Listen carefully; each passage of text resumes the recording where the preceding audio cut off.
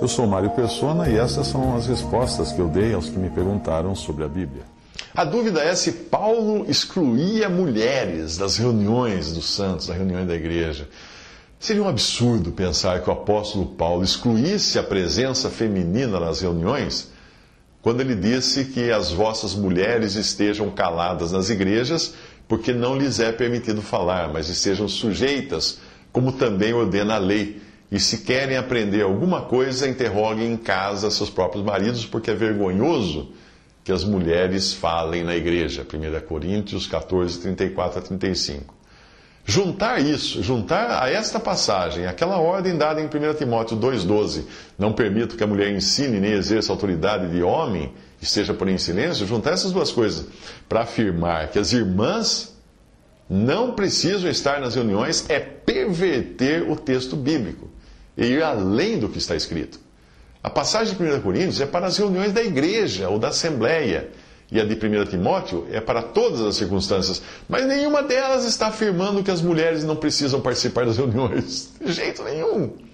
Afinal, se Paulo escreveu que as mulheres devem permanecer caladas nas igrejas, como isso poderia acontecer se elas não estivessem nas igrejas?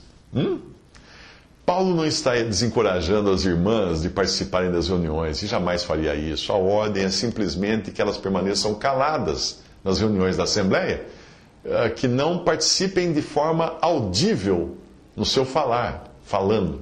Só isso. Por que é que quando Deus fala uma coisa, ou a pessoa rejeita totalmente aquilo, ou ela vai muito mais além do que Deus falou? O problema é ficar só naquilo que Deus disse. Deus disse isso. Mulher, fique em silêncio, só isso, na reunião só. Muita gente fala assim, então quer dizer que a mulher não pode falar em lugar nenhum? Gente, ele falou na igreja. Ok. Antes que você me pergunte, falar é falar. Cantar é cantar. E a ordem foi dada a respeito do falar, não do cantar. Porque quando a pessoa fala, ela fala do que lhe vem na mente. E quando a pessoa canta com os irmãos, ela está cantando aquilo que todos estão cantando.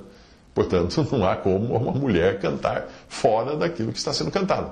Portanto, as irmãs cantam sim, com toda a congregação, mas não ministram, porque isso implicaria falar e eventualmente ensinar doutrina. E um parêntese aqui, quando falo de cantar, eu preciso falar isso, porque muitas igrejas de cristãos, existe um showzinho, né? Contratam cantoras, ou uma irmã que tem uma voz bonita, vai lá na frente, canta, todo mundo aplaude. Gente, isso não existe na Bíblia. Isso não existe. Na Bíblia todos cantam a uma voz. Nós temos que cantar a uma voz, todos os irmãos. Não é um lugar para você se apresentar e nem para você ir lá aplaudir um artista. Isso não é igreja, isso não é reunião da Assembleia. Portanto, a ordem é para que permaneçam caladas as mulheres, mas não mortas e nem ausentes. Uma irmã calada, ela pode ser mais útil do que uma irmã falando fora da ordem divina para a reunião dos santos. Ou até mais útil do que um varão que tome a palavra movido pela carne, ou para tentar se promover na reunião. A mulher pode adorar em espírito, mesmo calada. A mulher pode orar calada, e orando calada, interceder pelos irmãos que ministram e interferir no rumo e nos resultados do ministério dos varões. Ou você não acredita no poder de Deus para fazer isso? As irmãs oram.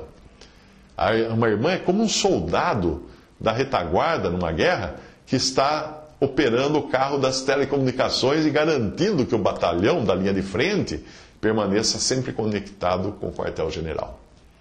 Ela também pode fazer o papel de operador do radar.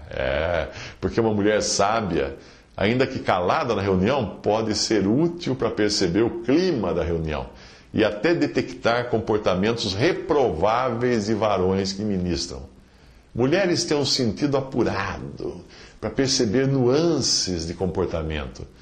Um irmão que viajava pelo mundo todo visitando assembleias, há alguns anos ele foi colocado fora de comunhão por introduzir de forma sutil doutrinas místicas estranhas no seu ministério e até angariar alguns adeptos e seguidores.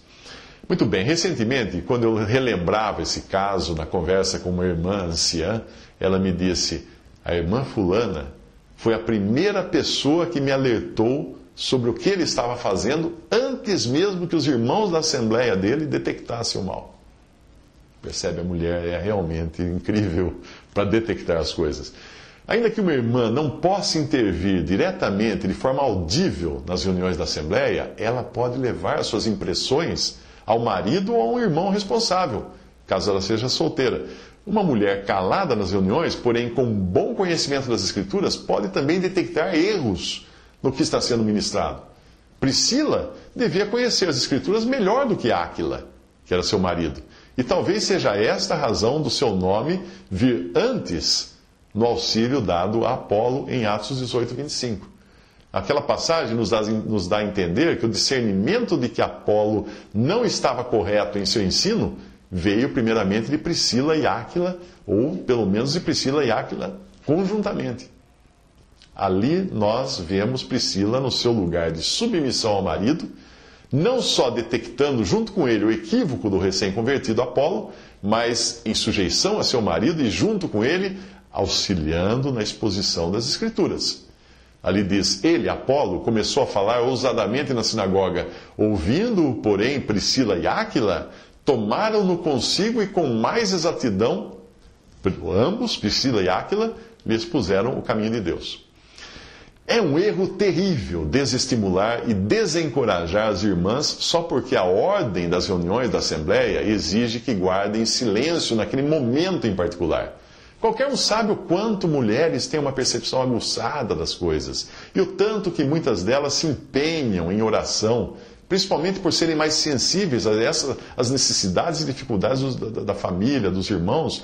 Elas são naturalmente mais perceptivas para isso. Você já reparou que quem supria com seus bens as necessidades do Senhor eram as mulheres? Maria, chamada Madalena, e Joana, mulher de Cusa, procurador de Herodes, e Susana e muitas outras, as quais lhe prestavam assistência com seus bens. Lucas 8, de 2 a 3.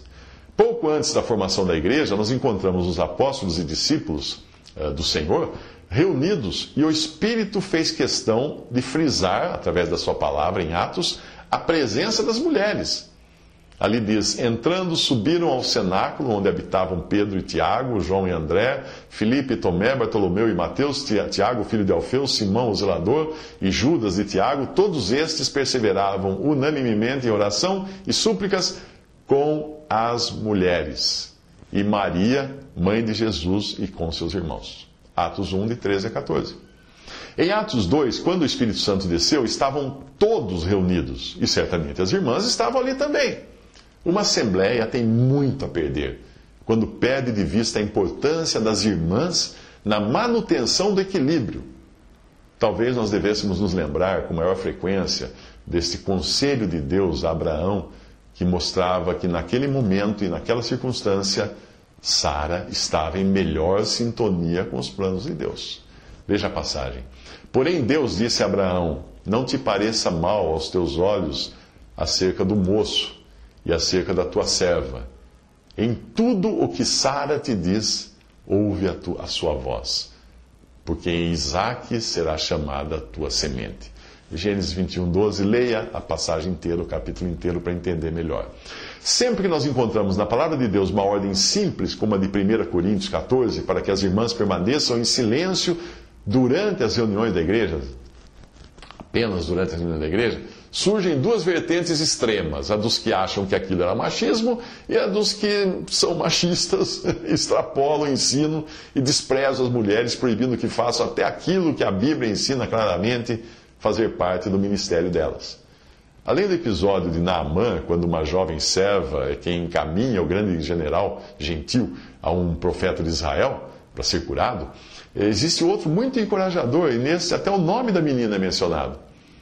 Então Pedro, que tinha acabado de ser milagrosamente liberto da prisão, então Pedro, caindo em si, disse, agora sei verdadeiramente que o Senhor enviou o seu anjo e me livrou da mão de Herodes e de toda a expectativa do povo judaico. Considerando ele a sua situação, resolveu ir à casa de Maria, mãe de João, cognominado Marcos, onde muitas pessoas estavam congregadas e oravam. Obviamente elas oravam pela libertação de Pedro. Quando ele bateu ao postigo do portão, veio uma criada chamada Rode ver quem era. reconhecendo a voz de Pedro, tão alegre ficou que nem o fez entrar, mas voltou correndo para anunciar que Pedro estava junto do portão. Eles lhe disseram: estás louca! Ela, porém, persistia em afirmar que assim era. Então disseram: é o seu anjo! Entretanto, Pedro continuava batendo. Então eles abriram, viram-no e ficaram atônitos. Atos 12, de 11 a 16. Só a menina estava percebendo que tinha Pedro no portão. Faz lembrar a história da população de uma pequena aldeia de agricultores que enfrentavam uma terrível seca. Aí, num certo dia, todos combinaram e foram ao campo para orar a Deus por chuva. E entre eles foi uma garotinha, levando a sua sombrinha e suportando a zombaria dos outros no caminho, a gozação de todos no caminho, porque não chovia há meses. Será que ela não viu que não tinha uma nuvem no céu? Mas ela foi a única que voltou para casa com a roupa seca. Visite respondi.com.br. Visite 3minutos.net.